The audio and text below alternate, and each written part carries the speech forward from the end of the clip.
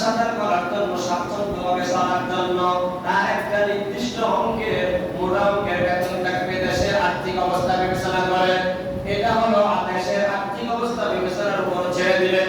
কিন্তু তিনটি জিনিস, দেশের আর্থিক অবস্থা অল্প থাকুক, সমাজের আর্থিক অবস্থা অল্প থাকুক, পারিবারিক আর্থিক অবস্থা অল্প থাকুক, বেশি থাকুক, এগুলোর ব্যাপারে আল্লাহ রাসূল কোনো ছাড় দেন নাই। বলছেন একজন স্ত্রী খেতে পারে, একজন স্ত্রীকে বরং পোষণ দিতে পারে, এবং টাকা তাকে দিতে হবে বাড়তি বেতনের বাইরে। রেশন, যেটাকে রেশন বলা হয়।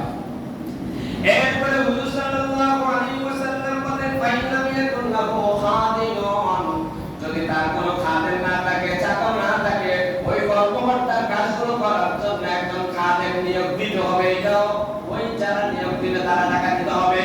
এরপরে বিশ্বনবী বলেছেন, ওয়ামান লাম ইয়াকুন লাহু মাসকানাত, যদি তার বাসা বাড়ি না থাকে, ওই রাষ্ট্রে, ওই সমাজে, ওই পরিবারে যাকে তাকে কর্মকর্তা কর্মচারী হিসেবে নিয়োগ দিয়েছে, তার জন্য একটা বাড়ির ব্যবস্থা করে দিতে হবে। সুবহানাল্লাহ। তাহলে আপনি আদায় করে নিতে পুরোটা নেবেন আর দিতে কার্পণ্য করবেন, তাহলে আল্লাহ রাসূল বলেছেন কিয়ামতের দিনে আল্লাহ তার সাথে ঝগড়া করবে। তাহলে সরকারি কর্মকর্তা, বেসরকারি কর্মকর্তা, পারিবারিক কর্মকর্তা, তার রেশনের ব্যবস্থা দিতে হবে, তার একজন খাদেমের ব্যবস্থা করে দিতে হবে, এবং তার একটা বাড়ি অথবা বাড়ি ভাড়া দিতে হবে। এটা কার অর্ডার? কার অর্ডার? বিশ্বনবী জনাব মুহাম্মদুর রাসূলুল্লাহ সাল্লাল্লাহু আলাইহি ওয়াসাল্লামের অর্ডার। অথচ আমাদের দেশে শ্রমিকদের কোনো অধিকার নেই। আছে 15,000 টাকা শ্রমিকদের বেতন, এটাতে কি সে তার স্ত্রী চালাবে, না একজন খাদেম রাখবে, না বাড়ি ভাড়া দেবে? কথা কম। আজকে আমাদের শিক্ষা ব্যবস্থার ব্যাপারে দুই চারটা কথা না বললে নয়।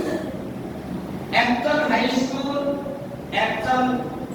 স্কুল পর্যায়ের মাদ্রাসা, একটা কলেজ, একটা আলিয়া মাদ্রাসা, এদের মাস্টার্স, অনার্স মাস্টার্স করার পরে ইংলিশ হোক, বাংলা হোক, গণিত হোক, তাদেরকে নিয়োগ দেয় সরকার হাই স্কুলে 12,500 টাকা। কত?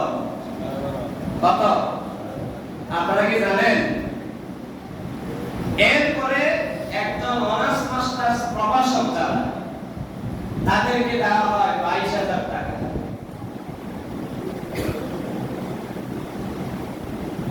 তাহলে এবার বলেন, হাতিরপাড়া হাই স্কুল অথবা প্রতাপগঞ্জ হাই স্কুল অথবা হাতিরপাড়া হামিদিয়া দাখিল মাদ্রাসার একজন টিচার যদি